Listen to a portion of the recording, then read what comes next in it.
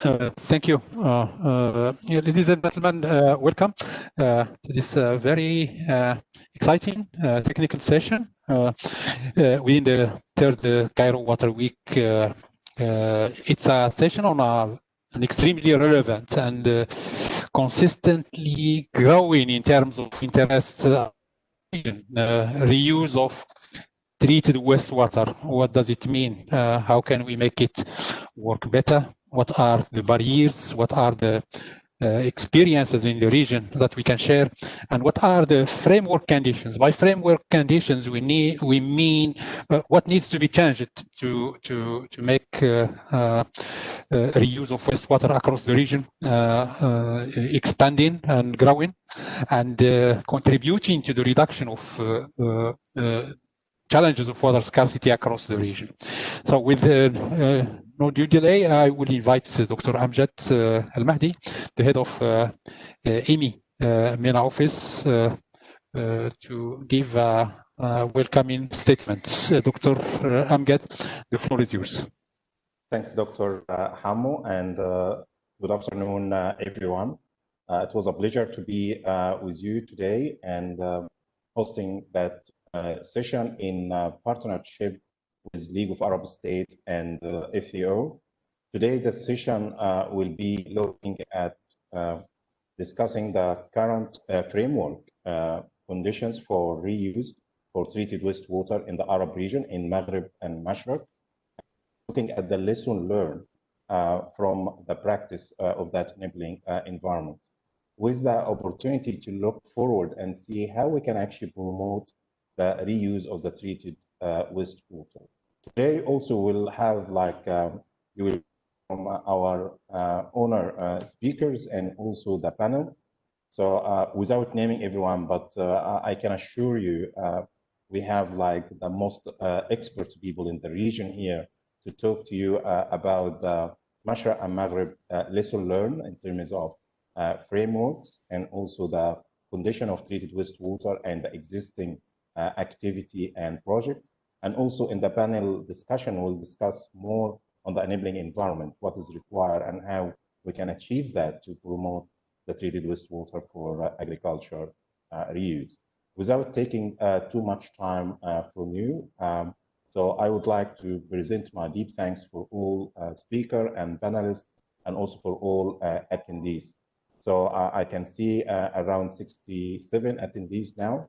That's also a great number to start with. Up to you, Dr. Hammo. Thank you.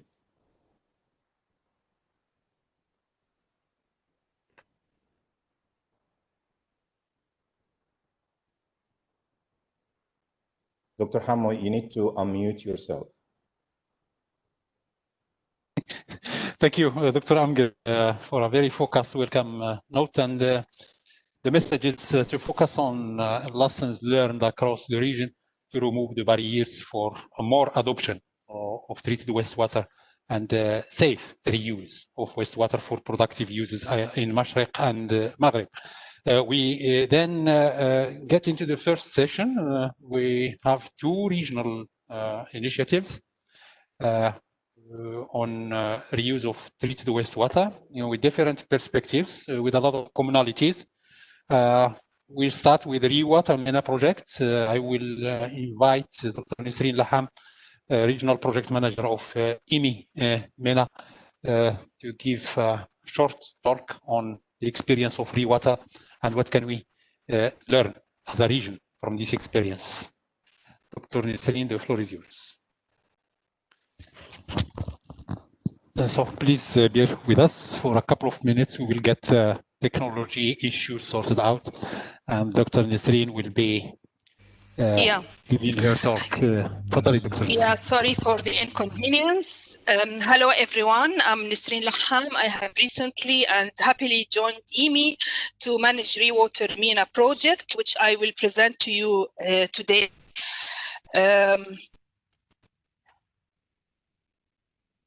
There's also some technical issues, I believe.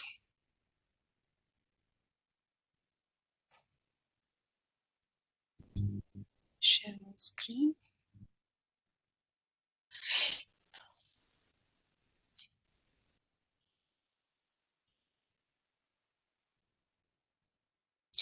Okay.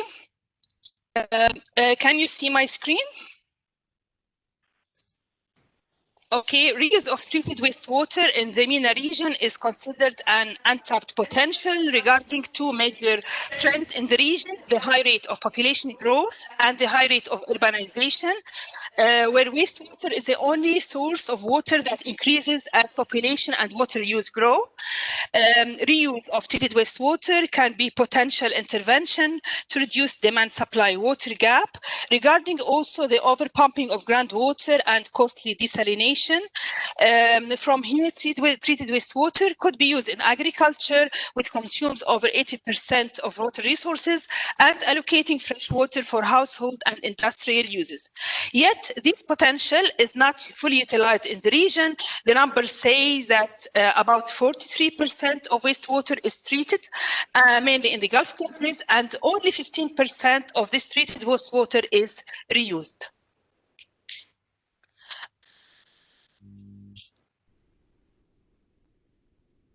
Yeah, excuse me, but maybe the screen is not fully presented in full screen. How can I change it? I will change it manually. Rewater MENA project, I will not share it full screen, excuse me. Rewater MENA project was initiated according to this background, with the objective of addressing the challenges that limit opportunities to upscale and accelerate the expansion of wastewater use across the MENA region, building on three pillars: the awareness of constraints that avoid the mainstreaming of the reuse of wastewater, identifying promising innovations and lessons learned from the region and from outside the region, and expansion of safe water reuse in a participatory way adapted to local contexts. This project is funded by the Swedish International Development Cooperation Agency and is implemented by IMI in collaboration with our partners, FAO, ICARDA, AQUA, the Arab Water Council, CIDARI, LISOD, which is a French entity working on participatory approaches, Royal Scientific Society in Jordan, and the Lebanese Agricultural Research Center, LARI. What is Novel Rewater MENA project? Actually, this project is innovative in terms of approach, methodology, and implementation. It considers wastewater reuse as a nexus solution. Treated wastewater can generate environmental benefits, thus providing high returns on investment by creating productive green belts, fodder production for livestock, irrigation of fruit trees or cash crops, of course, with due consideration of national safety regulations, recycling of nutrients and energy savings, co-production of fuel, and providing cleaner water bodies and improved human health. This project is implemented in 3 countries, in Lebanon, Jordan, and Egypt. And as managed wastewater reuse is uneven across these countries, the approach adopted in each country and the outputs are conditioned by the level of progress in each country. For Lebanon, for example, the reuse efficiency is about only 1%. As half of municipal wastewater is discharged untreated to the drainage system and reused indirectly, posing risks to human health and ecosystems, with lack of legal framework for reuse standards. From here, the contribution of Rewater MENA project is to analyze productivity and safety of wastewater through field trials and to generate local evidence to formulate the Lebanon reuse standards in collaboration with our partners, LARI and LIBNOR. As for Jordan, the reuse efficiency is one of the highest in the region, reaching 92%, where the reuse of treated wastewater is an integral component of the country's national water strategy. Therefore, the intervention or the contribution of Rewater MENA project is to study the potential long-term impacts of wastewater reuse in agriculture, water, and soil, with also a dimension on policy reform and revised strategy, also extracting some lessons learned from the Jordanian experience and as a solution for treated wastewater to other countries in the region. For Egypt, its reuse efficiency is about 42%, and water is wastewater is reused for irrigation with no specific national vision for treated wastewater, although Egypt targets to be one of the pioneers in the region.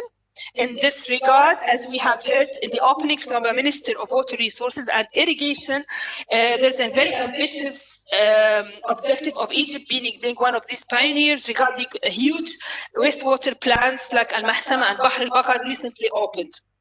The contribution of the project in Egypt will be a shared vision for treated wastewater and realistic national targets, specifically for SDG 6.3.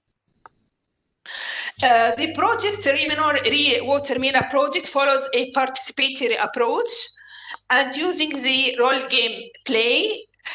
It's a tool for demonstrating problematic situation involving multiple stakeholders. As we all know, there are several stakeholders in the reuse of treated wastewater, from farmers to policy officers to decision makers, where we can have consensus on specific issues. Also, there are national and regional learning alliances through the 3 countries mentioned. Another dimension of the project is gender mainstreaming, which is an approach for promoting gender equality. Disaggregated data by sex and age is also used to assess how women and children practice reuse of wastewater and to identify the impact of the interventions of reuse on gender with the involvement of women through community-based organizations in the project's national learning alliances, and the raise of awareness of women and local NGOs on appropriate technologies for reuse.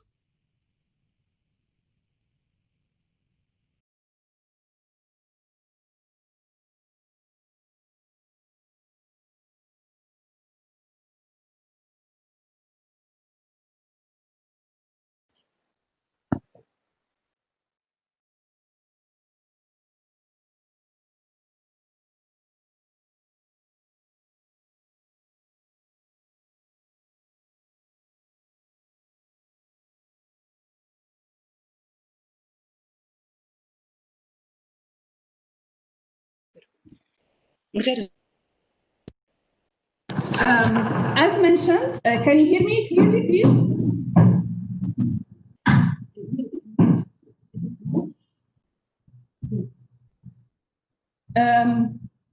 This gender mainstreaming dimension is a new dimension in the project, the outputs, regarding the outputs of the project, there are 4 main outputs. The first output is a resource book, which is considered to be a new addition to the region in terms of reuse of wastewater. It considers the lessons learned on reuse of treated wastewater, on framework conditions, on policies and regulations, on technical issues and gender issues. This is the first product of the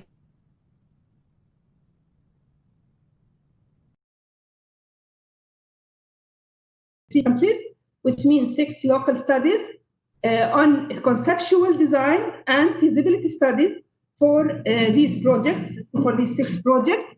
And this local level takes us to the national level, where there are a vision for each country, a strategy, and a roadmap how to apply this strategy with national targets. The 4th output of the project is on capacity building as on regional level, as we have been combining some training material on reuse for the technical issues and sanitation, for gender and for socioeconomic dimensions of the reuse. And these capacity trainings will be implemented in 3 countries with participants also from other countries in the region. We also end up this project with 2 science policy dialogues on regional level to be implemented by the end of this project in coordination with the Arab Water Council and FAO, where we can mainstream the lessons learned to other countries in the region and make the most benefit from the lessons learned and the all the issues studied in the in this project. This project also now has started in March 2018 and will end up March 2022. We are currently working on the national level studies in Lebanon, conceptual designs for the local sites, and feasibility studies in a collaborative and participatory approach with different stakeholders.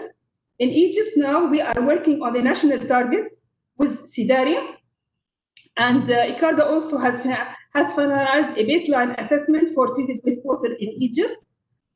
Also in Jordan and Lebanon, we are working on field trials on the impact of treated wastewater on on the plants, soil, and health issues also. Hopefully, we'll be also conducting the training sessions or the training workshops on a remote or virtual basis by the end of this month and starting next month.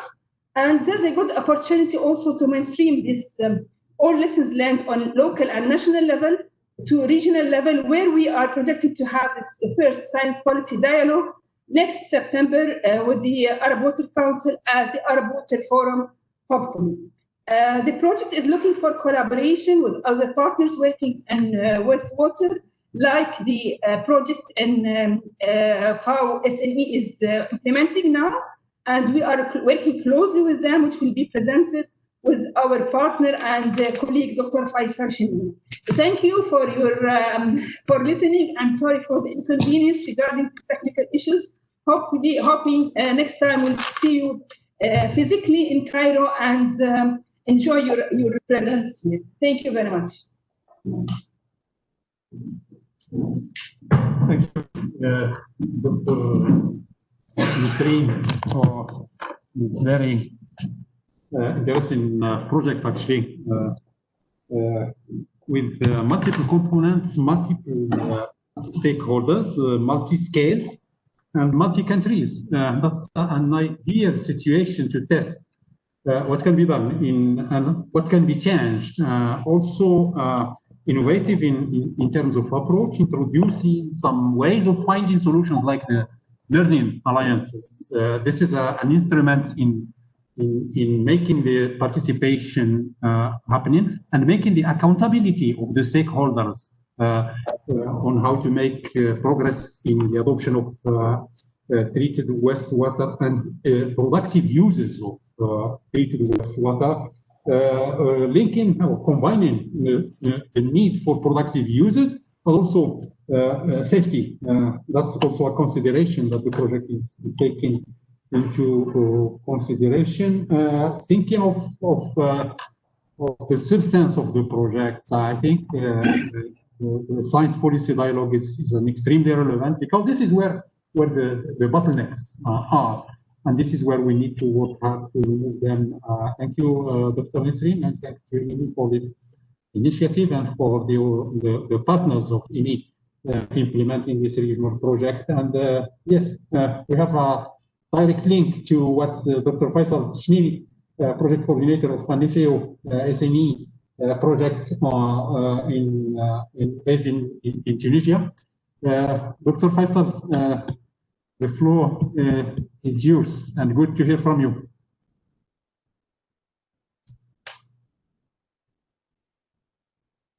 Dr. Faisal, you are muted, huh? Thank you, Dr. Hammo. I don't know if my presentation is shared with you. No.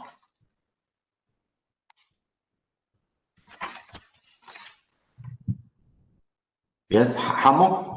Dr. Ahmed Yassin, can you help us unmute Dr. Faisal? I think he's now unmuted. Dr. Ahmed Yassin, can you hear me? Yes, I can hear you. Yeah, Dr. Faisal, the floor is yours. You are unmuted now, and you can share your screen. Thank you, Dr. Hammo. Do you hear me? Hello? Oh, there is. Dr. Ahmed, yes. Yes, I hear Dr. Faisal. Can you share my presentation, please?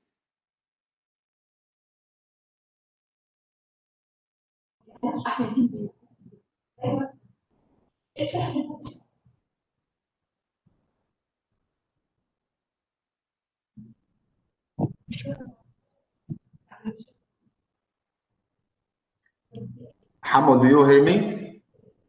No. And how to share the presentation? We have.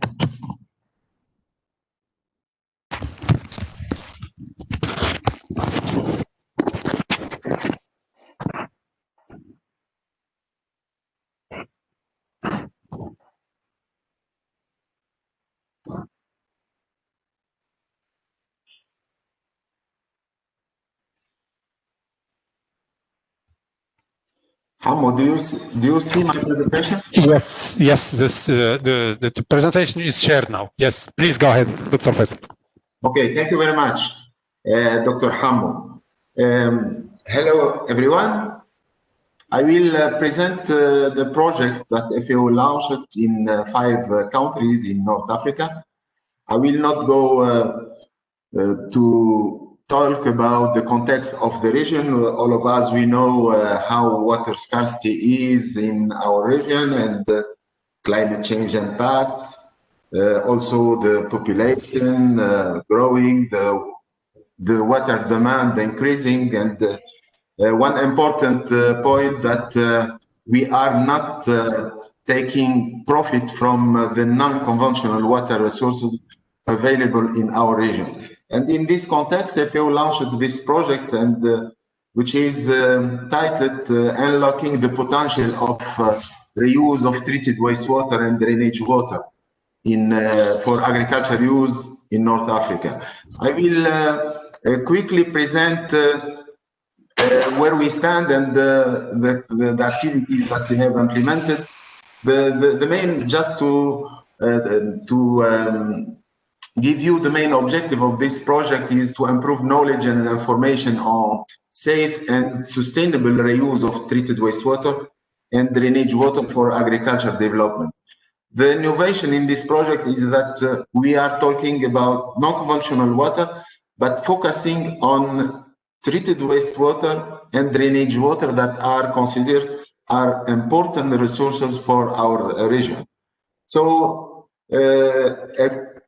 a quick view on what we have implemented. We have started by diagnosis, and now we have the state of the art of these 2 non-conventional water resources in our region. So we developed.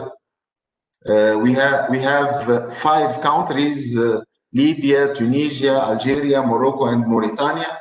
And now we have 10 reports: 5 for treated wastewater reuse and 5 for drainage water reuse, the state of the art. And we have developed a sub-regional report. Another activity that we have developed an investment program for the development and for the promotion of reuse of treated wastewater and drainage water. And these investment program is based on 10 pilot excellency projects that we have selected in these 5 countries. We developed also the economic aspects that is missing in our region. So we developed the guidelines how to develop the cost-benefit analysis for these kind of projects. And now we have 5 national reports and sub-regional report. This cost-benefit analysis is very important to promote the reuse of these kind of water resources, and it was very, very helpful for these countries. Now we are, you know, what we adopted as approach. It's a holistic and innovative approach that we have integrated all aspects, social, environmental, political, institutional, and mainly investment aspects. And, as I said, we developed a regional investment plan, and it is based on the selection of these pilot sites, these pilot projects. We call them, we are expecting to be pilot projects for excellency, and we have developed a proposal based on that, a proposal of regional project. We have now the draft of this project. It's very ambitious project. Is titled Generating Socio-Economic and Environmental Benefits from Seizing Opportunities from non-conventional water safe use for sustainable agriculture innovation in Maghreb countries, and maybe it will be extended to all the Middle East and North African region. We are supporting these countries to develop and to update their national water reuse strategies. As I said, we selected 2 pilot sites, 2 pilot projects for excellency, and this regional proposal for project will try to implement these pilot projects. The idea is to have a regional platform that will interconnect all these pilot projects throughout all the region to promote the non-conventional water reuse, and focusing mainly on treated wastewater reuse and drainage water reuse for agriculture. For information and capacity development, we have developed with our partners EME, WHO, ICBA, and IMI. We have developed a series of webinars that we have started the last month, and tomorrow we will have the second one.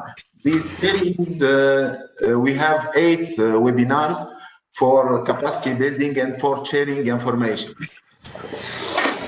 As I said, tomorrow will be the second one, and you are very welcome to participate. Thank you very much.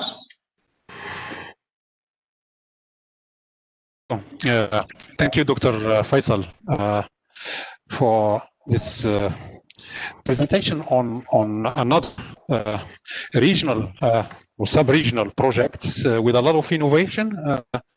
I'm taking a couple of very strong contributions from these projects that are new perspectives in the work we have in the region on treated wastewater reuse. The cost-benefit analysis, that's really a gap in our knowledge. We don't know how much in terms of the investment we are asking the governments to do. Unless we have a kind of economic assessment of what is the return for those investments. I'm really very keen to see the national reports and the regional reports and the guidelines to help countries doing it themselves. Having a regional investment plan is also a very interesting outcome of the project, and we look forward having pilots for excellency that do everything the way it should be done and will serve as a lab case for the countries in the region. That's also an excellent contribution. We don't have not much time to take questions. I do have one interesting question indeed in the chat room. A question on, and it's both to Faisal and to Dr. Nasreen. If the average, the regional average for treated wastewater is 43%, and the reuse is only 15%, so does that mean that we treat water and then we just throw it in the ecosystems or the sea? Is that what it means? The floor is yours. I will take Nasreen and then Dr. Faisal.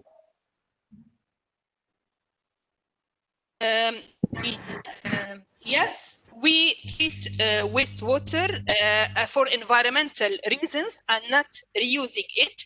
This is mainly in the Gulf region, and Professor Walid Abdurrahman can also add to me because he's from the region and knows that very well. But thank you for getting this point on. Well, do you have elements to add to what Dr. Nisreen mentioned on the fact that the GCC countries are treating most of their wastewater, but they are not making use of it for productive uses, apart from landscaping and some forest industry. Is there any other element you will add to that? Why the progress in treatment is not paralleled by a progress in reuse in the region? Yes, thank you, Hammo. Thank you, Dr. Nisreen. Yes, the problem is that there is different aspects that intervene in this.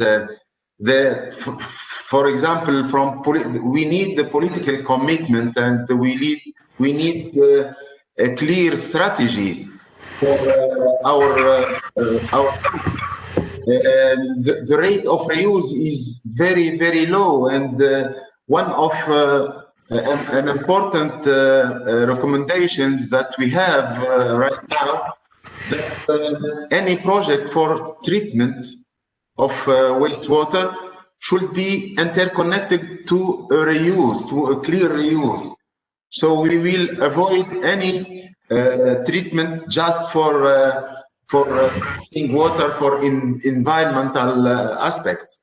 And this is very important for, and you know, the rate of reuse is really depends on, there is a gap. For example, if you see the GCC countries, they are using more than 80% of the treated wastewater.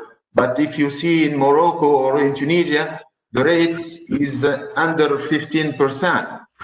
So, that's why now we don't have any chance. We should focus on these resources and try to promote how to reuse them safely and sustainably. Can I comment, Dr. Thank you. This is Dr. Walid. Can I comment? Dr. Walid, you have 1 minute to comment and welcome. Thank you for being with us. I think we have to be more precise when we say GCC countries 10%. I think the picture in Saudi Arabia is different. I think if we take, industrial wastewater, we are reusing 100% in all industrial plants. All treated industrial wastewater is reused, and my presentation is dealing with this. Now we move to treated domestic wastewater. I think we have really improved reutilization of the produced treated domestic wastewater for landscape irrigation and even for crop production. For instance, Al Hassa irrigation and drainage projects, 22,000 farms, they are dependent on 80% of the treated wastewater for tertiary. In Riyadh, we have a greening of Riyadh city, 7.5 million trees, reutilizing 100% of the treated wastewater. In the north, in the south, things are improving, but the reason why, because of weak governance frameworks in different Arab countries. I will elaborate on this in my presentation. Thank you, Dr. Walid, for this intervention. We have extremely valid questions coming in the chat room and in the Q&A. Hopefully we can leave some time, if you help us in the second session, to save some minutes for those very valid questions that will actually make our discussion more interactive rather than presentations to the audience. I just would like to mention that the presentations will be available immediately after the event. And our colleagues in AE will make sure that you got them to all participants. Framework conditions for use of treated wastewater in the Arab region is going to be our next session. I will ask my colleague speakers and distinguished speakers to help us save a few minutes because we are already 10 minutes behind schedule. Dr. Khalid Abu Zaid from CWW, we all know for his huge work in the state of water reports that he has been leading with the Arab Water Council and that looked into the issue of treated wastewater in the region. Dr. Khalid, لك الكلمة مشكورا.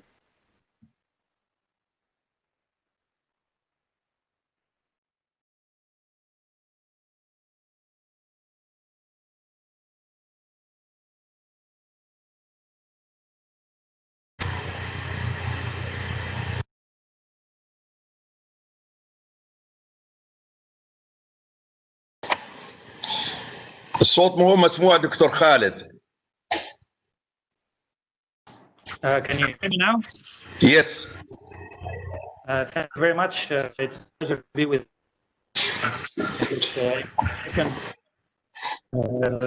we'll talk about the state of the art in reuse of treated wastewater.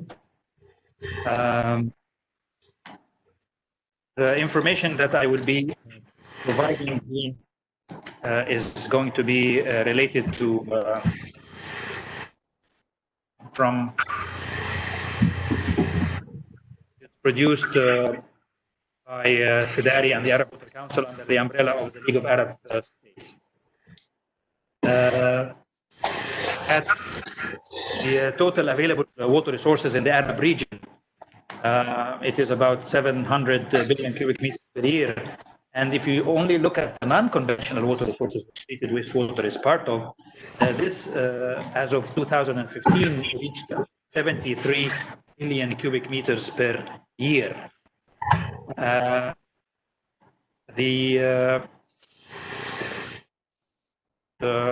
we look at the distribution of this among the countries, the 22 Arab countries, we see that Egypt has the most of these non-conventional water resources, and then Iraq, Sudan, and so forth.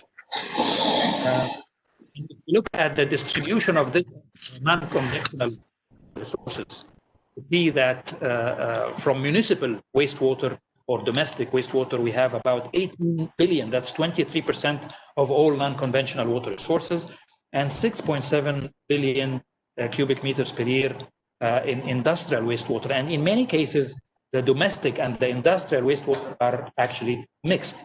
In fact, in other cases as well, especially like in Egypt, some of this is also mixed with agricultural drainage, which is in the Arab region about 28 billion cubic meters per year produced agricultural drainage.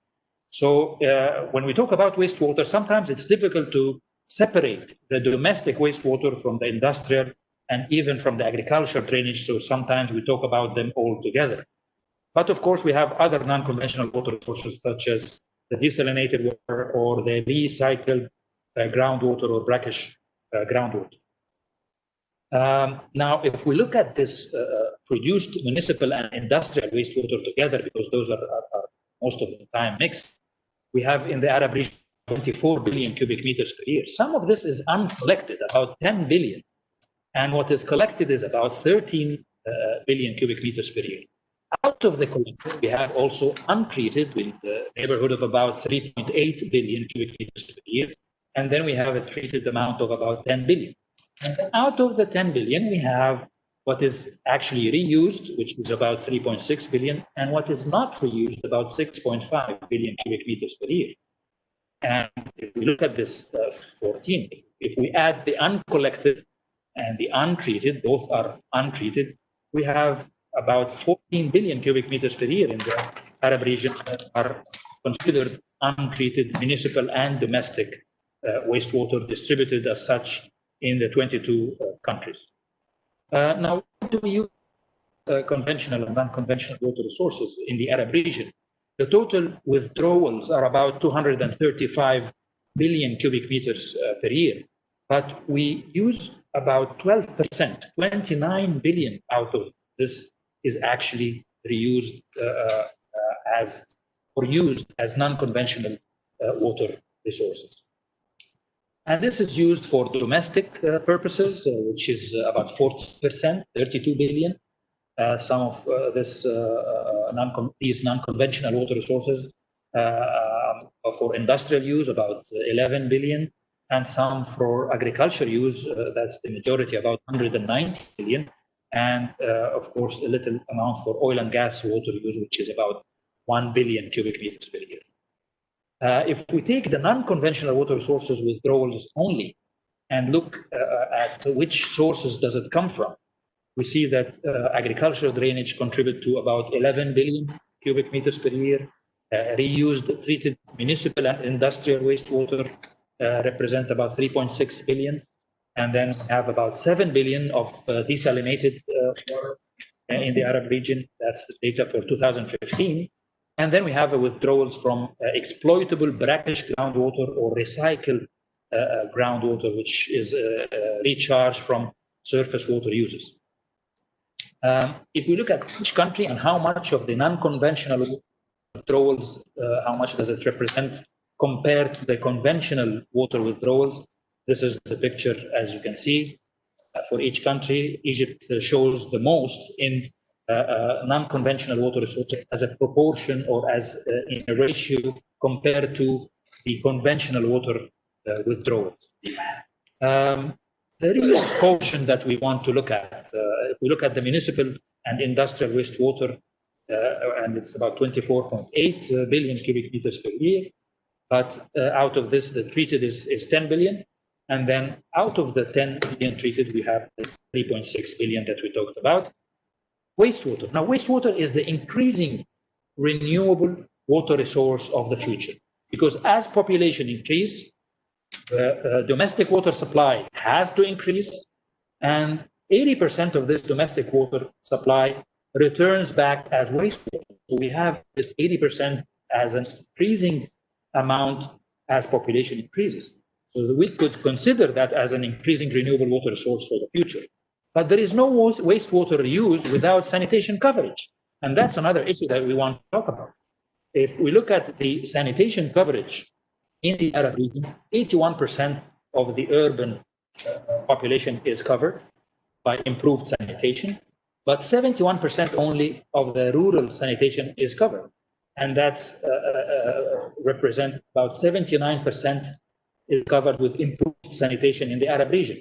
But if we change the definition from the MDGs to the SDGs, it will represent about 72% of the population which is safely managed. There is a difference in the definition between improved sanitation and safely managed sanitation, and that is going to be 72% for the Arab region on average.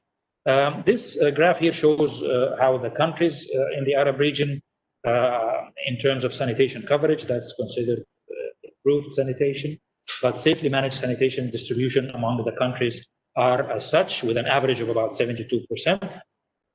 It increased, of course, from 1990, when it was 66% to 79%.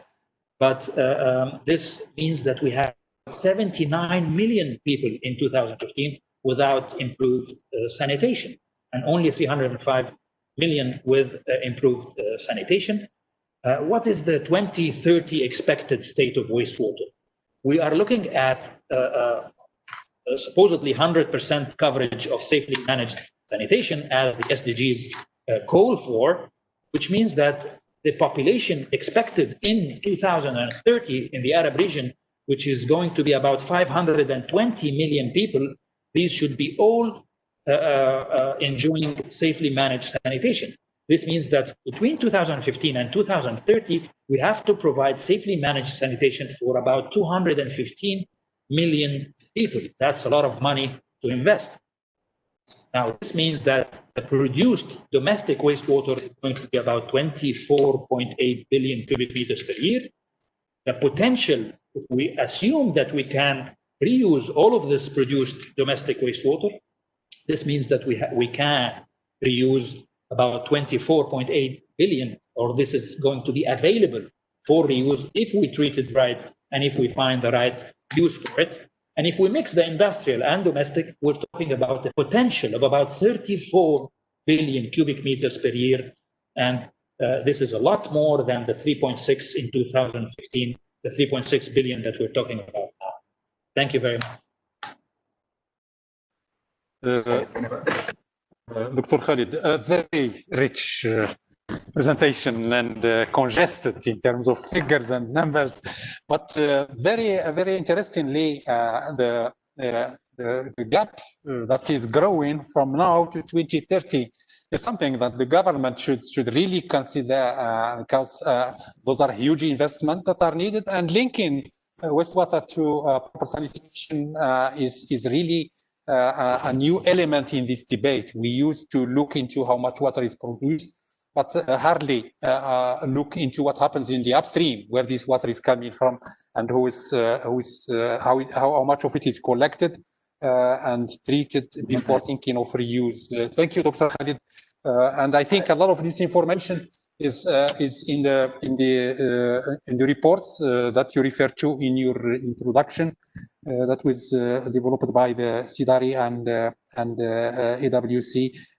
So good to link to AWC. Dr. Hussein Al-Atfi, Executive Director of the Arab Water Council, is presenting on policy framework conditions for reuse of treated wastewater. And I do apologize for colleagues in the room that are asking very interesting questions, but unless our speakers help us to save a few minutes, we will unfortunately not be able to take questions. Dr. Hussein, تفضل مشكورا، ويا ريت معاليك تساعدنا نوفر دقيقتين أو ثلاثة. شكرا. بسم الله الرحمن الرحيم. Thank you, Dr. Hammo. It's on behalf of the good morning for everyone. On behalf of the Arab Water Council, it's more than a pleasure to be a part of this important session. I would like to thank for the invitation, the organizers, Dr. Amgad, Dr. Nisreen, Dr. Faisal, and Dr. Hammo. For saving time, I will focus on what are the national experiences and success stories from the Arab region, and what are the lessons learned, and some of policy recommendation, key message, and the way forward. Yet, it's well known that the Arab region is the most arid and semi-arid and most water scarce region in the world. And these challenges is particularly critical if the region is to meet the SDGs and the 2030 agenda. Now, why we have to go to the use? Of course, the escalating of water security and water scarcity and population pressures, climate change impact, urbanization, and if we add also the unplanned migration, there is a say that the time of easy water is over. So we have to go to these non-conventional water resources and to link to the SDGs agenda for 2030. I use this graph of Dr. Khalid, the potentiality in the water, in wastewater treatment in the Arab region. We have only 26% of the produced water resources is treated, and only 25% of this quantity is used. So there are some efforts, some initiatives in the region. Last, the Arab Water Security Strategy, the Arab Strategic Framework for Sustainable Development, FAO Water Scarcity Initiative, UNESCO program, and then the Arab Water Council program and action plan, and of course the Rewater MENA project with EMI and partners.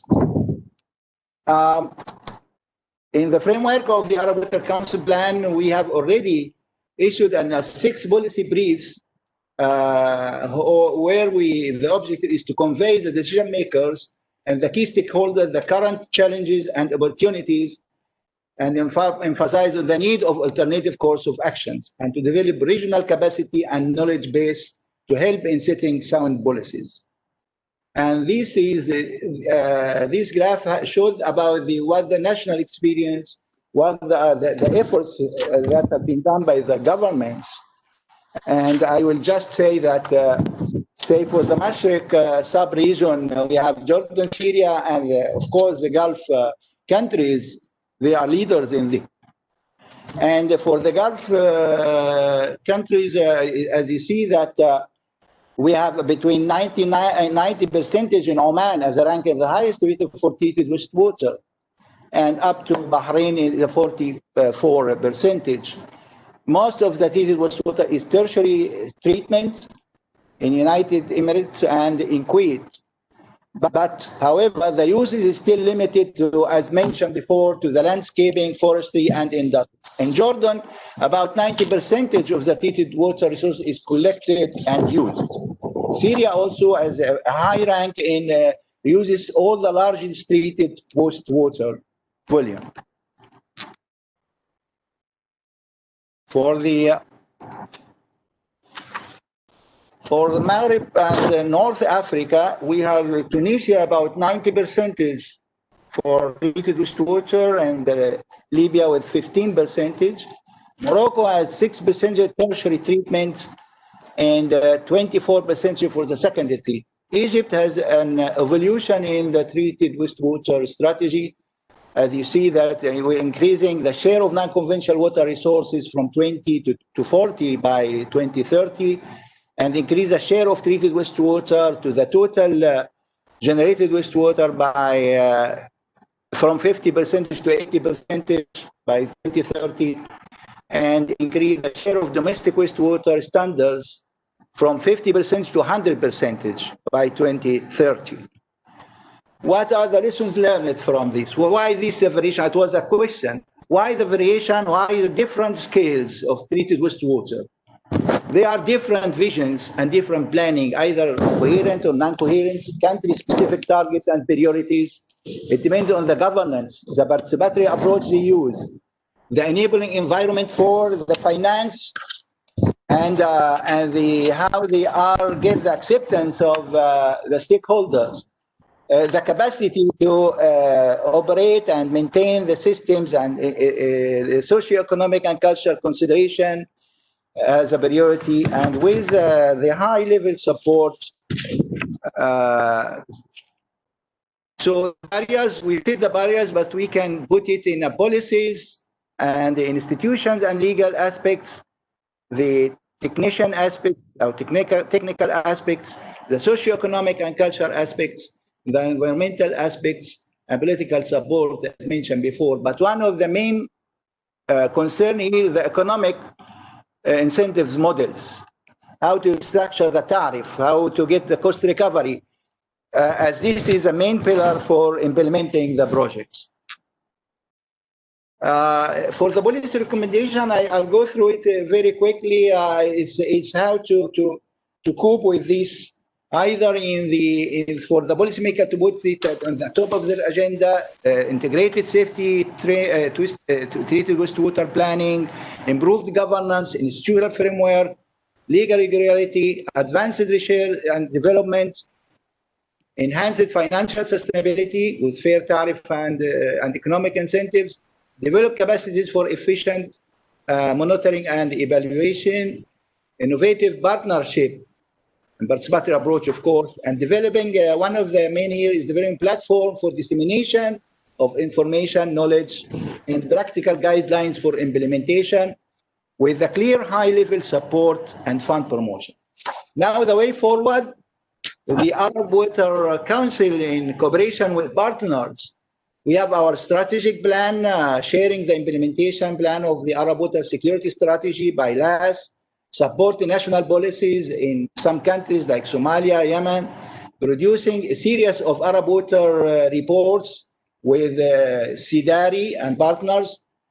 We are sharing also, participating in proposed 2030 strategic vision for wastewater with CDARI in Egypt, developing guidelines with FAO for using the brackish water in agriculture.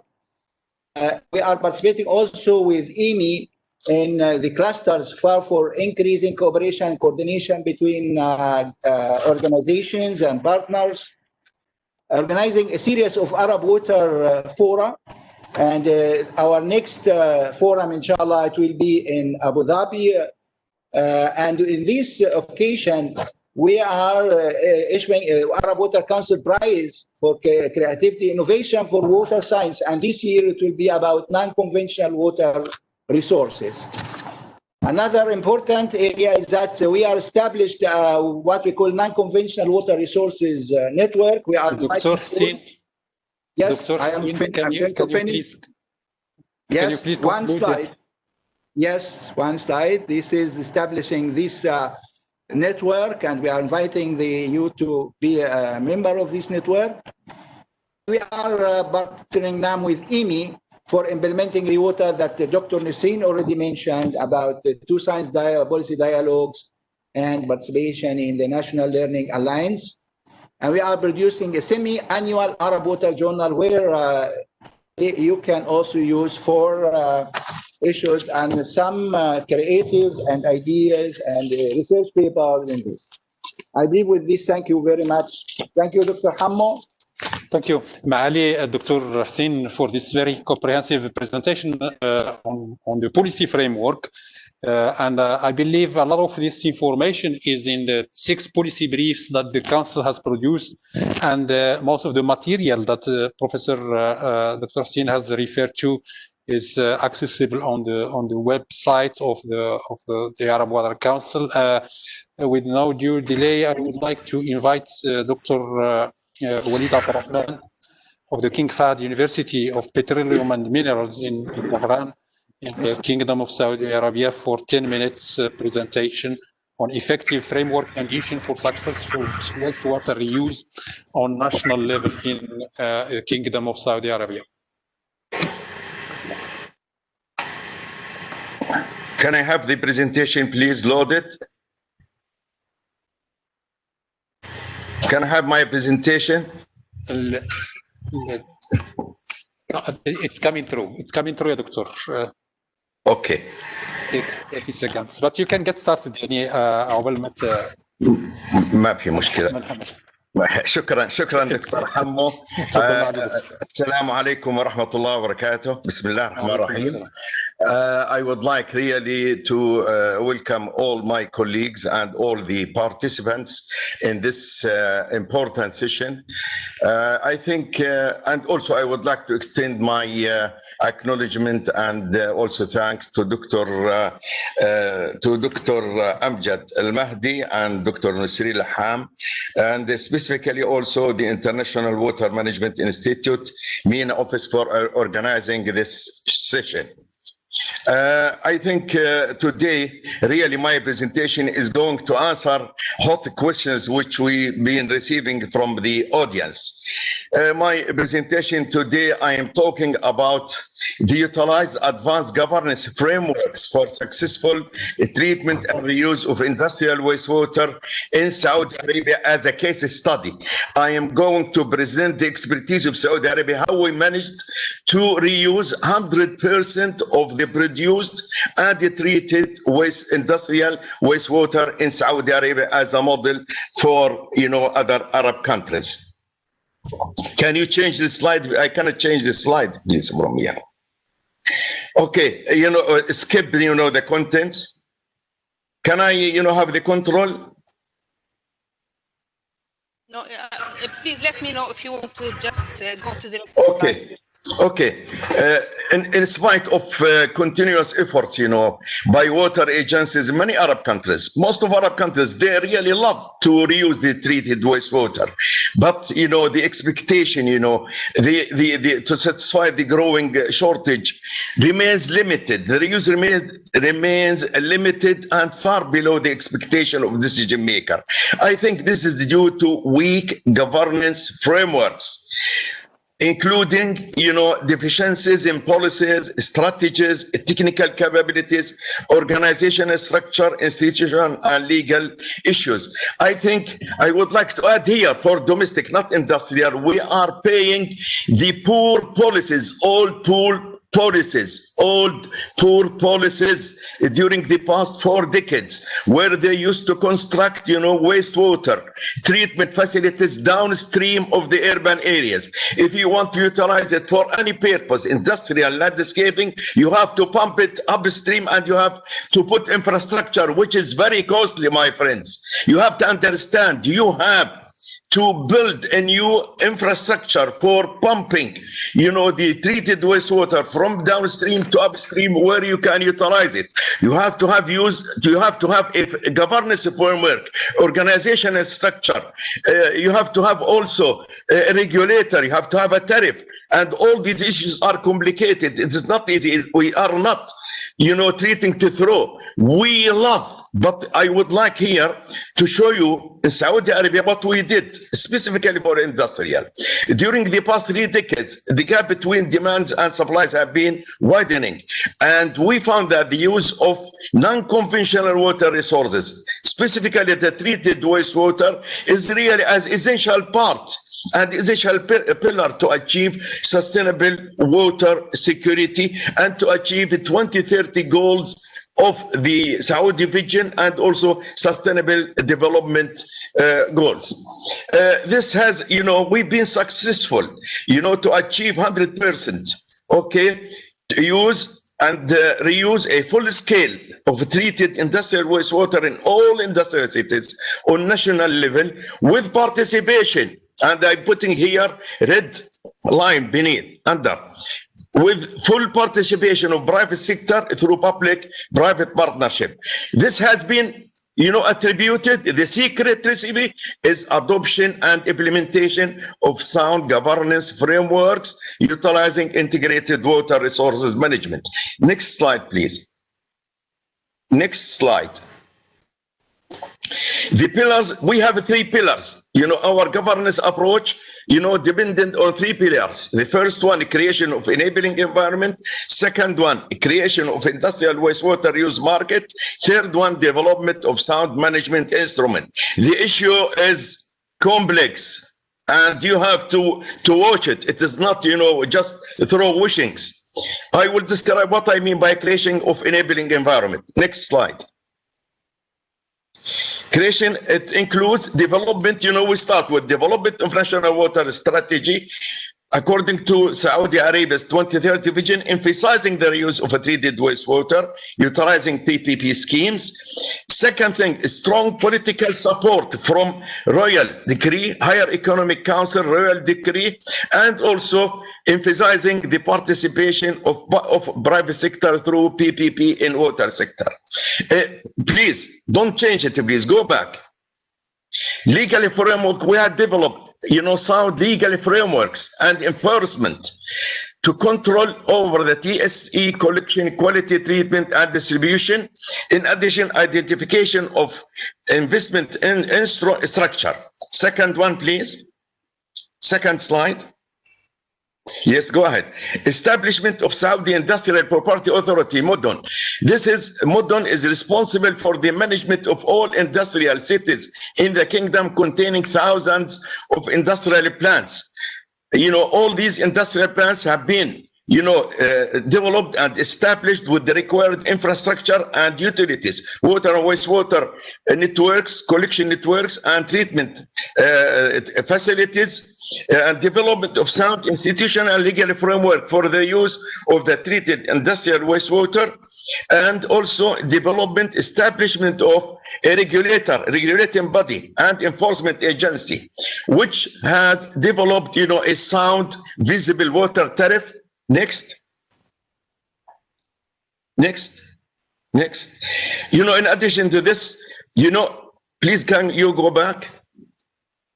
Yes, the use of advanced and effective approaches in water reuse, such as what we call it closed water cycle.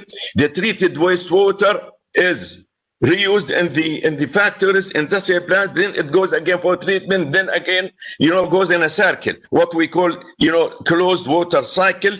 And we utilize, also sound customer services for the industrial plants to reassure that the relation between, producing and MUDON, producing and treating wastewater, and the stakeholders and plans in a good relation and to serve them and to solve the emerging problems. Next slide.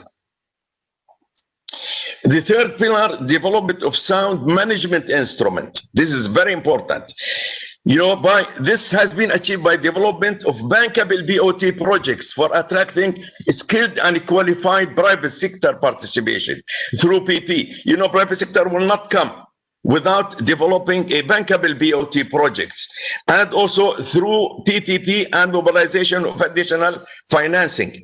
Development and execution of transparent RFPs. You have to be transparent, bidding processes and contracting to gain private sector confidence. And in addition to this, using of advanced, as I mentioned, cost-effective approaches in water reuse, development of fair regulated water tariff, setting some KPIs for effective monitoring and implementation of PP contracts, in addition to sound customer services for ensuring good quality services for the industrial plants. Go ahead, please, next one. Next slide. I can say that the benefits from the reuse of total use of industrial wastewater, in addition to environmental protection, in one industrial city, we managed to save about 28 million cubic meters of transported desalinated water and groundwater. In addition to this, you know, we saved about 850,000 megawatt hour per year of energy, which is equivalent of saving 1.6 million barrels of oil, you know, worth $80 million from one industrial plant. Next slide. This in addition to, you know, environmental protection. I think the successful adoption and implementation of sound governance framework utilizing integrated water resources management tool have resulted in major participation private sector, in addition to total reuse of all produced and treated industrial wastewater. I think, you know, this is in addition to saving of large volume of groundwater and desalinated transported seawater. I think the above accomplishments helped the kingdom in achieving sustainable water and energy security in accordance to Saudi Arabia 2030 vision and according to SDGs. They gained, I think, expertise of Saudi Arabia. I think it is we can consider it as a good model for other Arab countries for achieving water and energy security in accordance with SDGs. I think I would like here, before I conclude, I would like just to add that, you know, concerning reuse of treated wastewater, we are, you know, entering a new era where now, you know, a lot of projects, you know, has been or under development. By 2030 we'll be able, you know, to reuse 100%. But I think now we exceeded more than 40% of wastewater reuse, domestic wastewater reuse for industrial, for agriculture, irrigated agriculture, and also for landscaping. Thank you for listening. Thank you, Dr. Walid, Professor Walid Abdulrahman, for this informative presentation. And actually there are very strong messages on the experience of the kingdom on by introducing the closed water cycle, for instance, as a new approach, RFPCs and sound customer services. Those are things we are used to here in water supply rather than in wastewater treatment and reuse. And those are innovation in terms of institutional arrangements, the role of private sector. So, and the gains are amazingly big gains in terms of monetary and non-monetary figures we heard from Dr. Walid. Thank you again for being with us and for the presentation. And I always enjoy listening to Dr. Walid for his sense of business as he's running also a big company in Saudi Arabia. So he's a representative of the private sector, not only the Arab Water Council. Dr. Walid Abdulrahman is in business and he's doing an excellent job in the kingdom and beyond the kingdom. I will ask Muhandis Mazin Malkawi from the Kingdom of Jordan, as a representative of the WHO, to tell us the case study of Jordan and what effective framework conditions are needed to make the wastewater reuse safe and successful. دكتور مازن من فضلك يعني لو عرفت تختصر دقيقتين هتساعدنا لأن البانل is at the risk of being reduced to 15 minutes instead of 20. شكرا. Inshallah. Thank you, Dr. Hammo. I hope by this time you are seeing my presentation.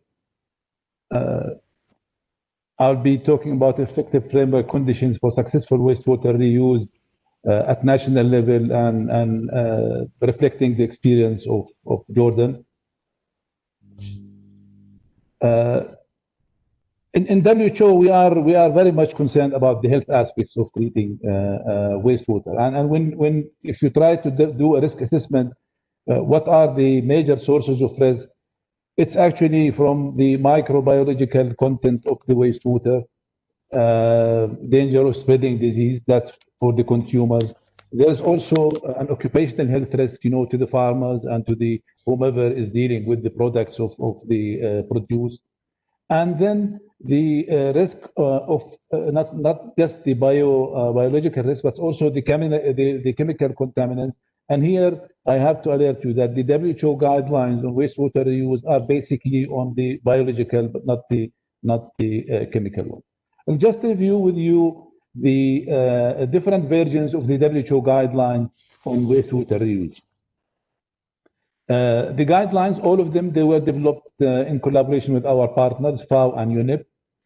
We started in 1973, just almost 40 years ago. In 1989, there was a second edition, which is honestly, this is what is being used in most of the Arab countries. And the real challenge that we are facing now is how to shift, the reuse from the 1989 style and version to the 2006 and 2016 version, because a lot of demand is being put on reuse, not the reuse for the sake of reuse or for the unrestricted agriculture, but to use for more valuable crops and to put the economical consideration. In 2006, we issued WHO the third version of the guidelines. And in 2016, we published the Sanitation Safety Plan, which make actually the implementation of the WHO guidelines an easy thing. These are the 4 volumes. They are available online in our website. And this is the Sanitation Safety Plan, where really, I think Dr. Khalid Abu Zaid mentioned the new SDG concept of sanitation safety. This is the way to do it in order to meet the SDG.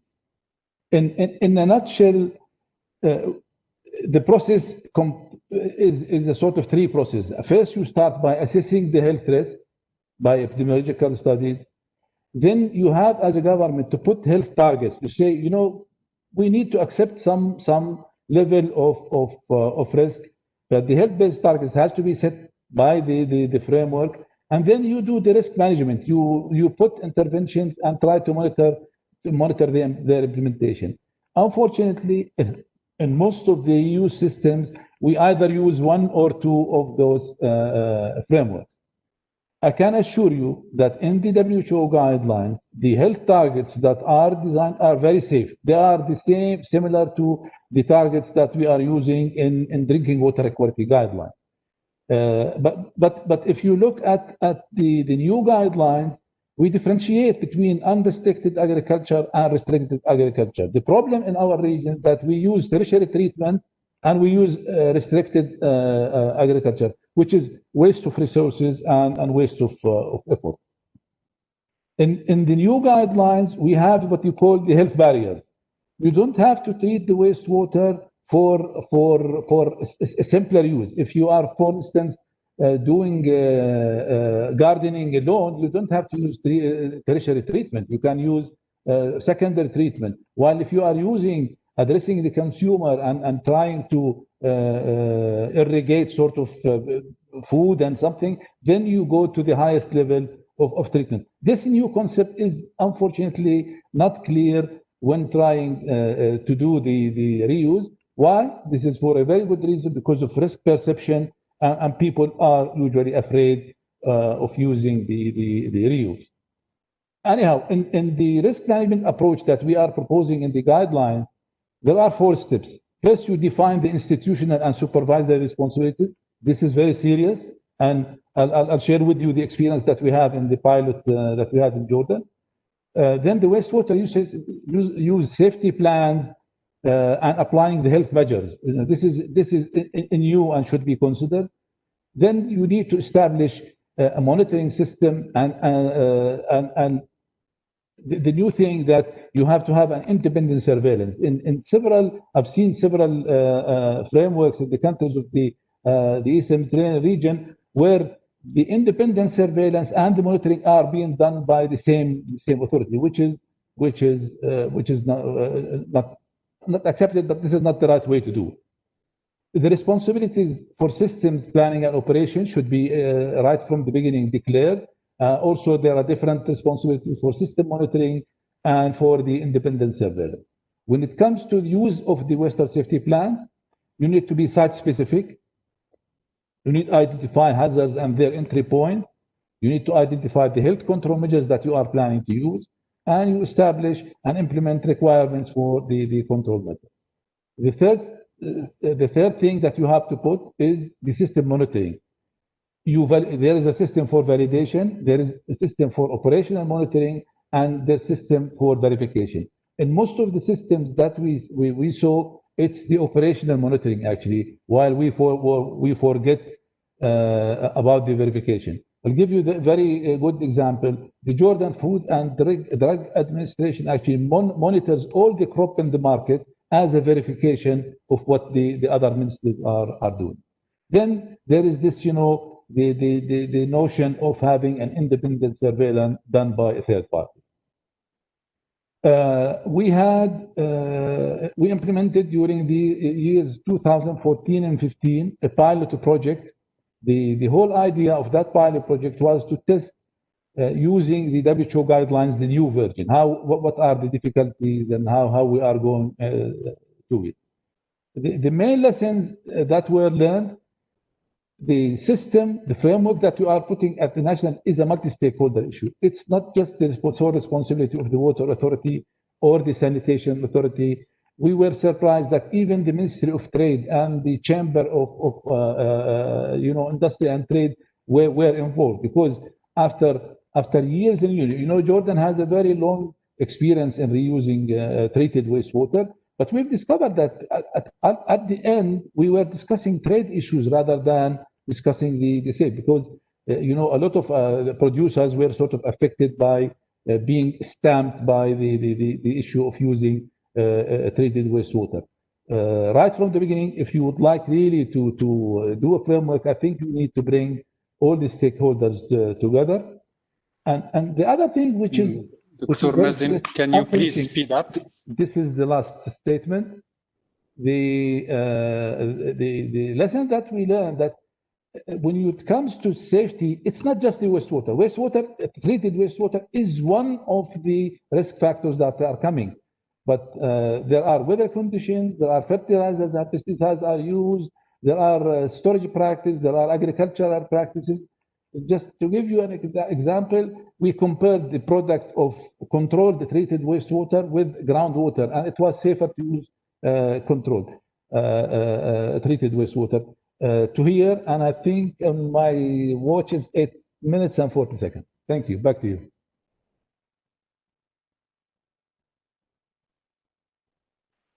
مازن مهندس مازن على هذا العرض القيم. And I think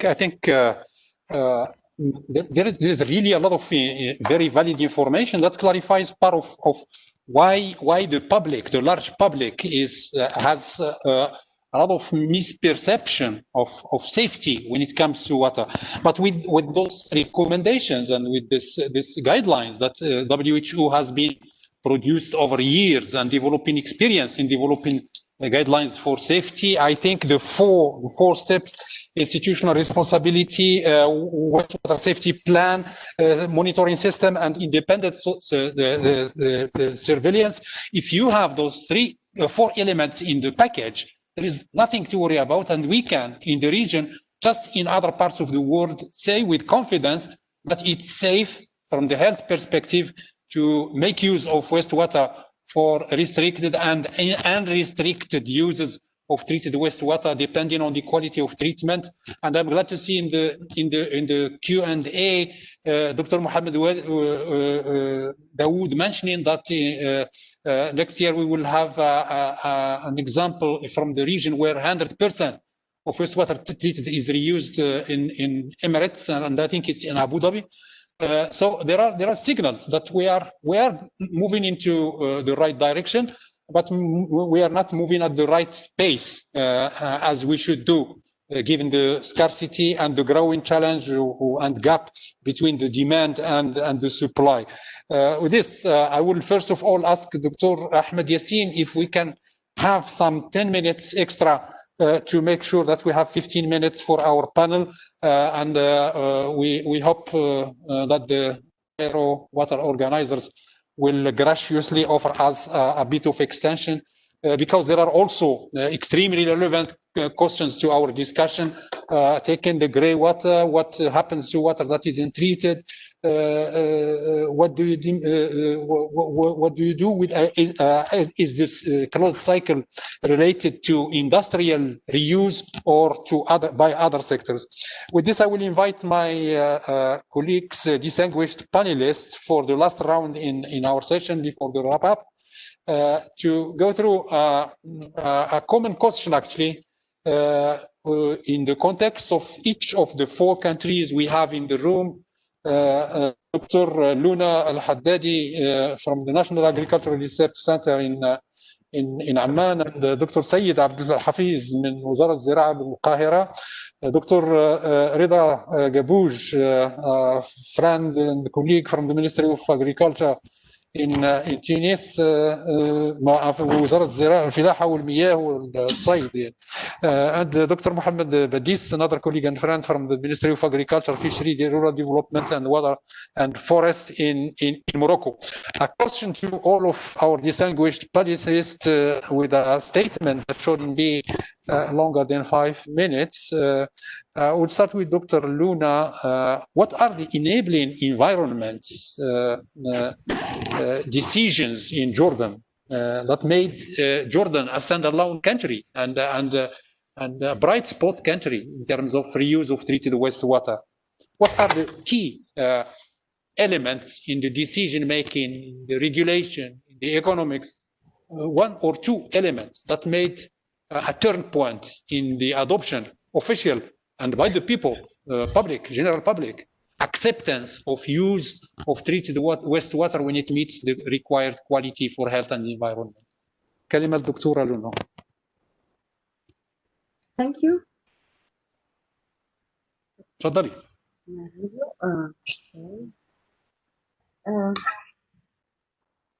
Thank you for having me in your session.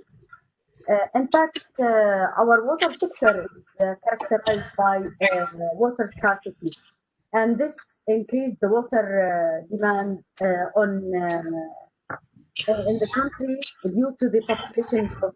And the population growth, you know that it's coming from the challenges due to the high influx of refugees that came to the country. So one of the aspects or the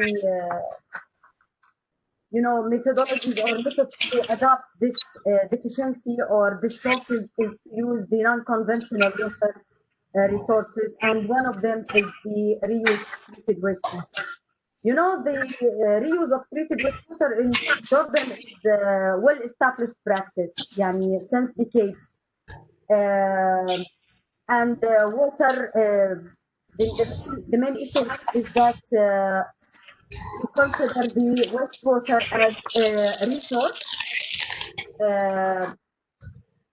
And because of this, the Ministry of Water and Irrigation and its arms established the management policies, the laws and regulations, the institutional arrangements that govern the reuse of wastewater in Jordan.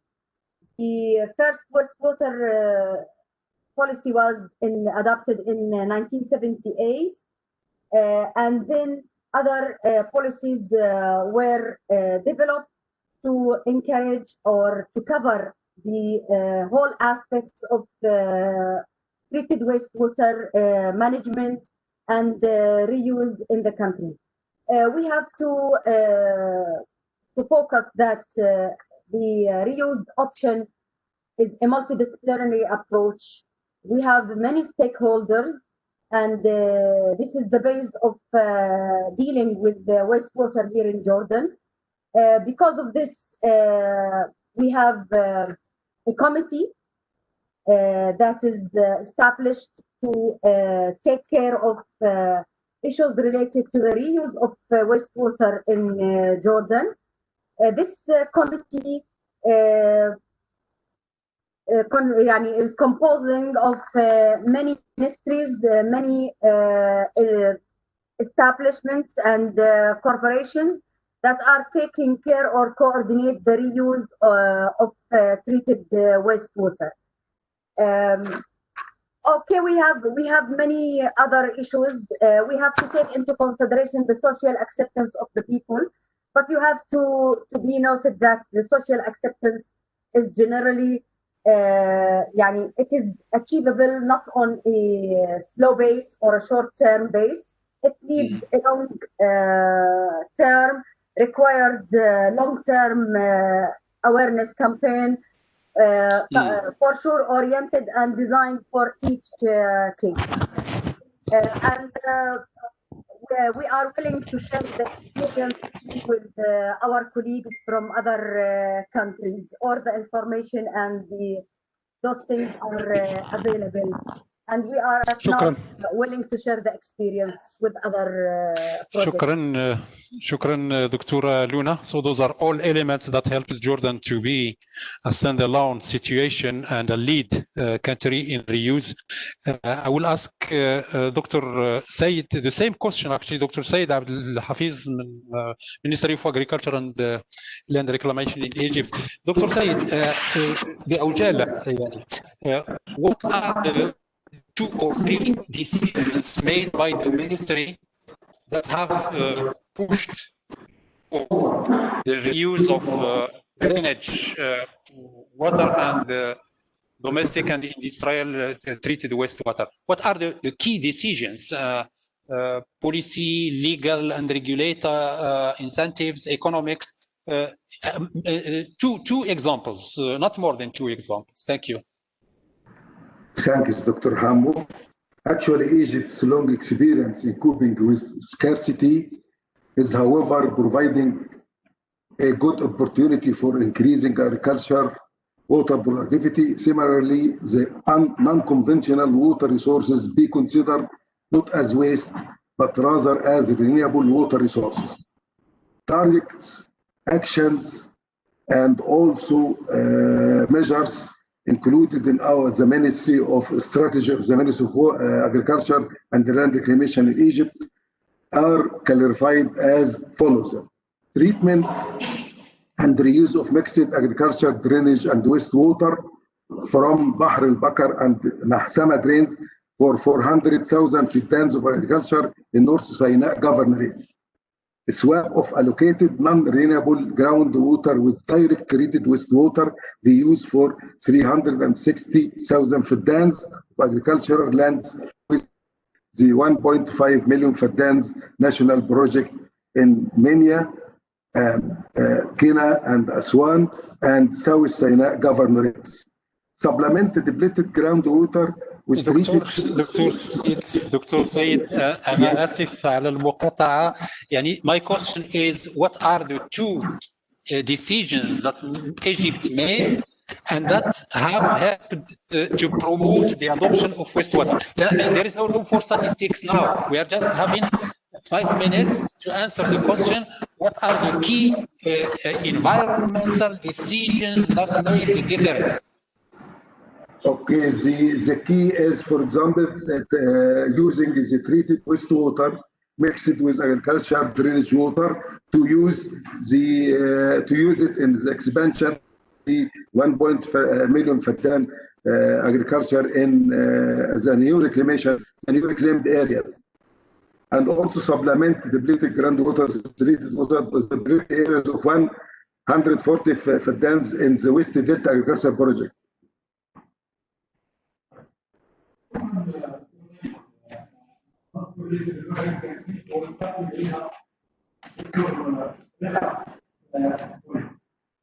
Dr. Reda, can you hear me?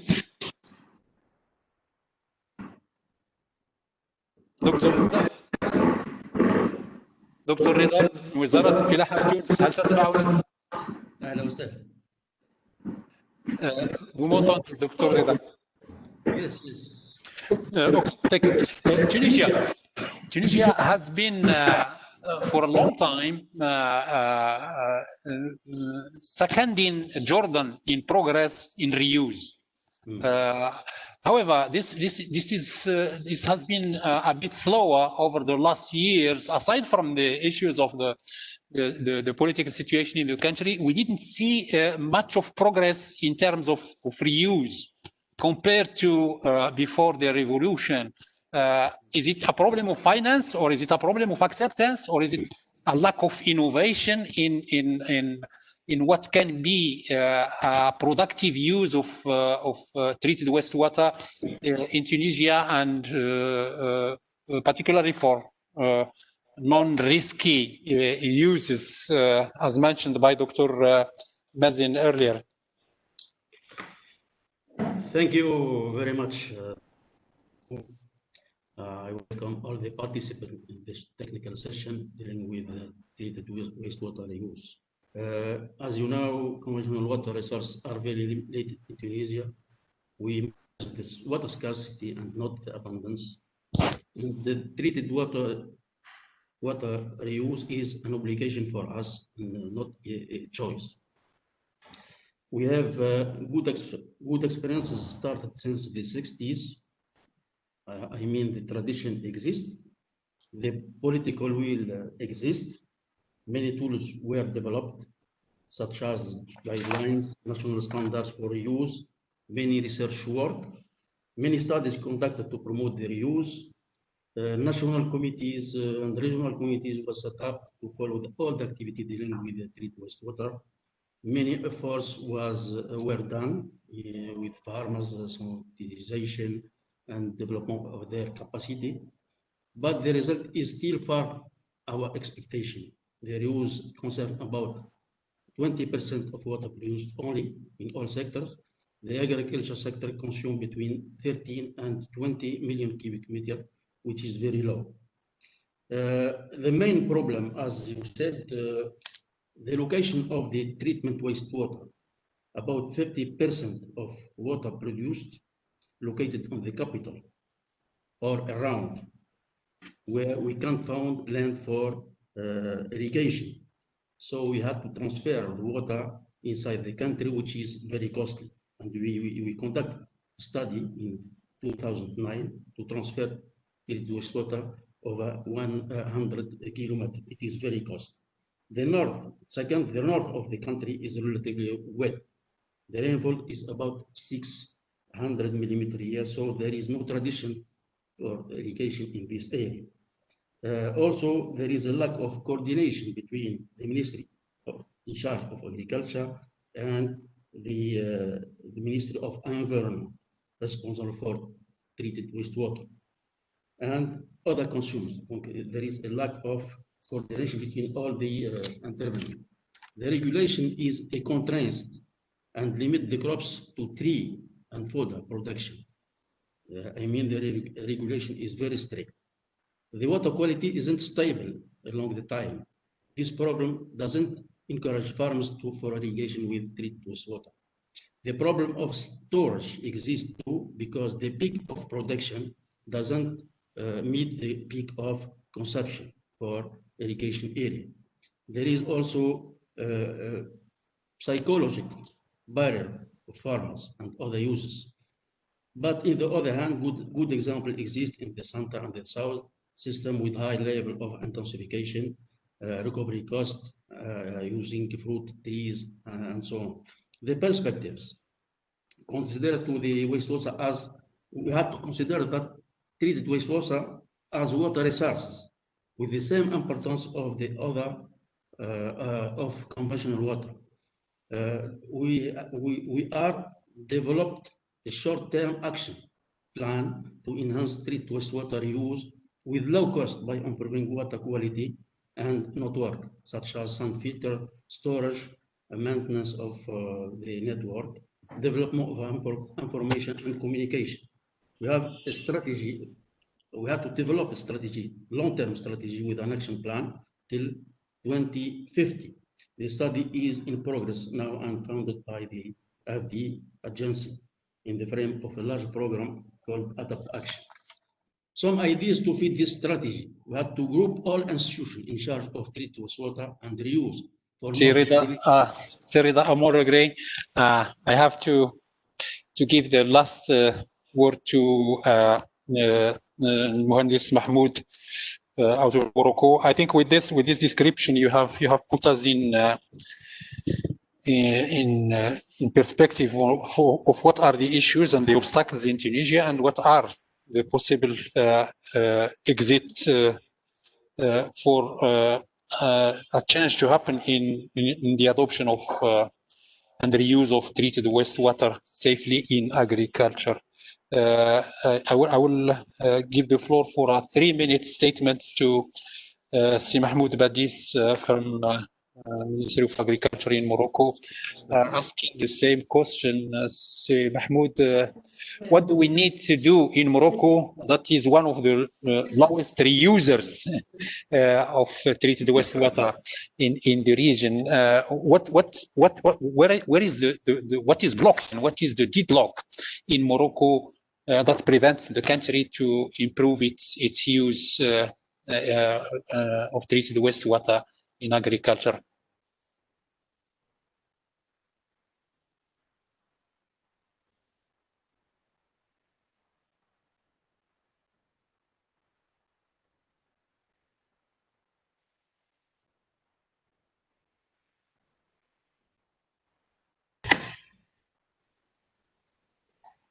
ما نسمع الصوت يا دكتور. سي محمود, we cannot hear you.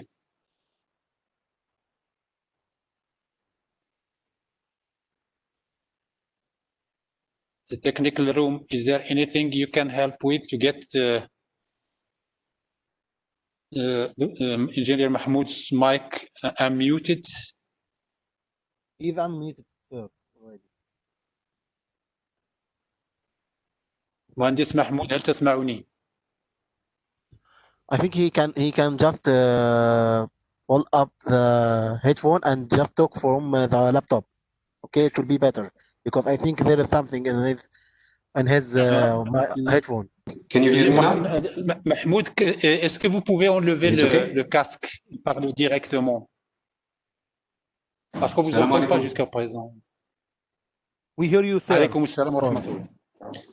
So now I cannot hear you, but I will just give my speech. So for in Morocco's context, I think two main issues are institutional issues and financial issues.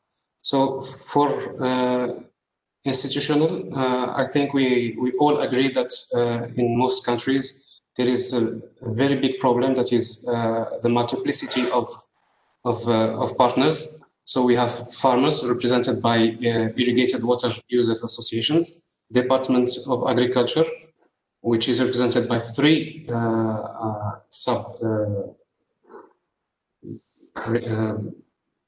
components, Department of Environment, Water, Health, Finance, municipalities, local authorities, agencies, wastewater treatment plant operator.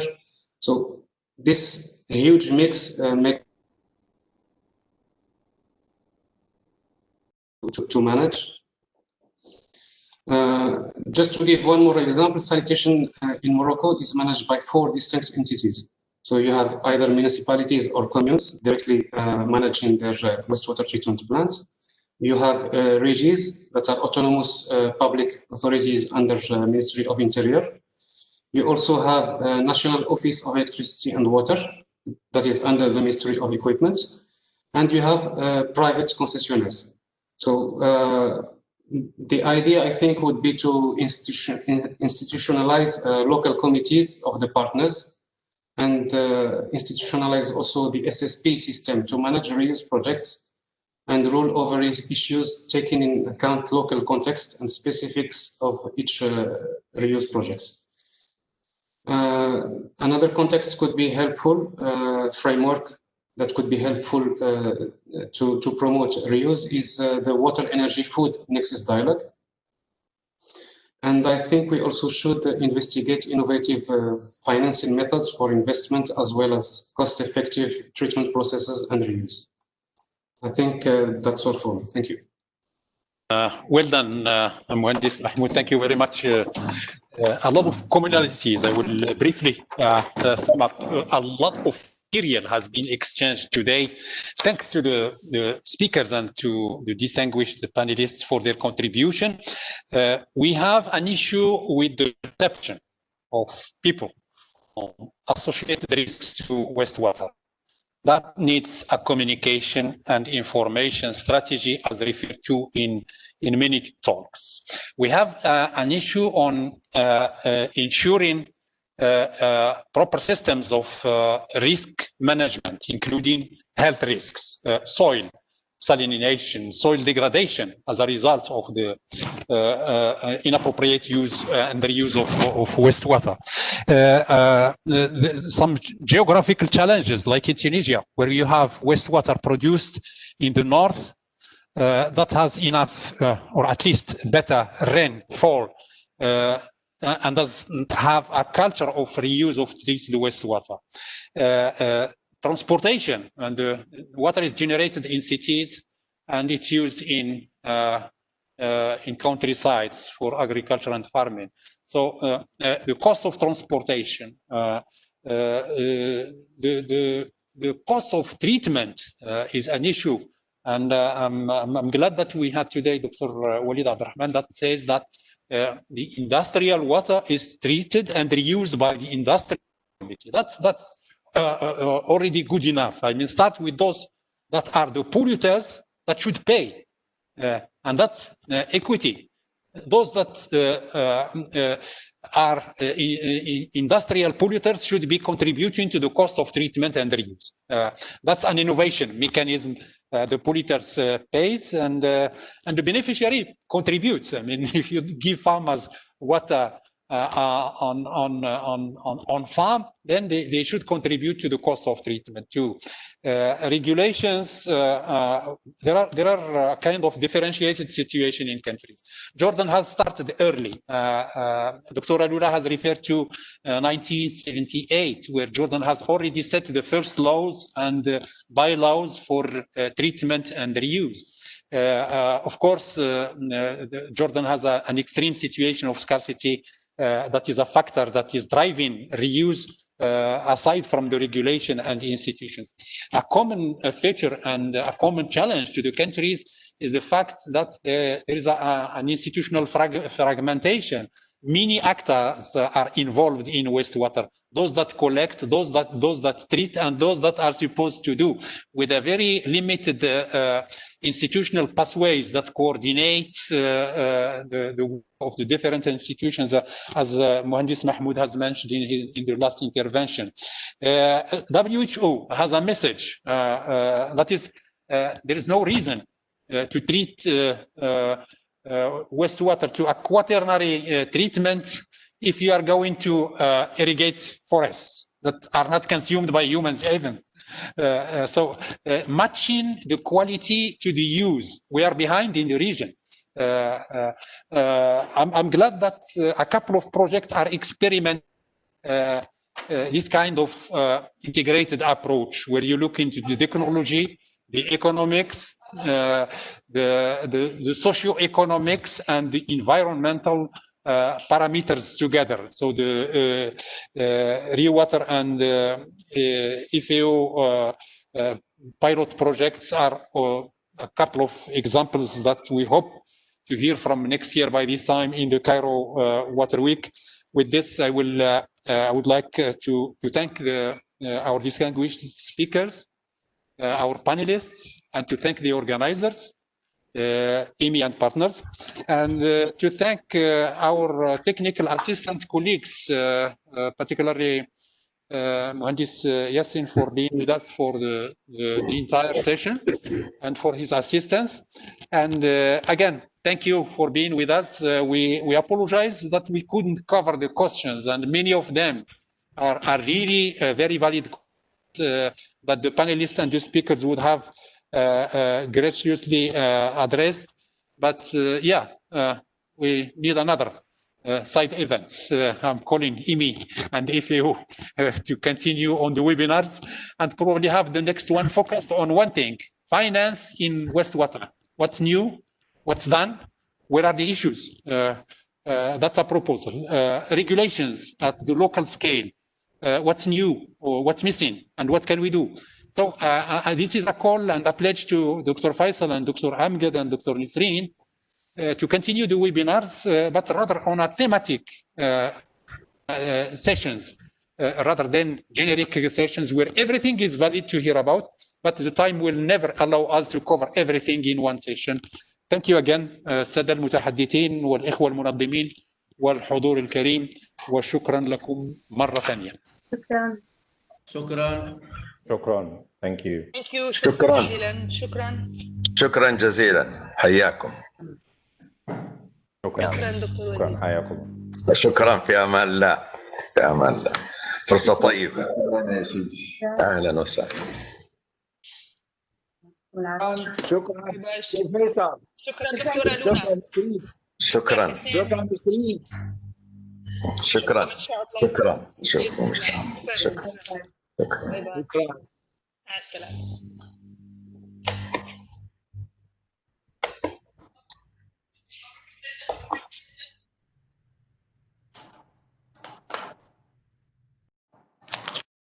دكتور فيصل.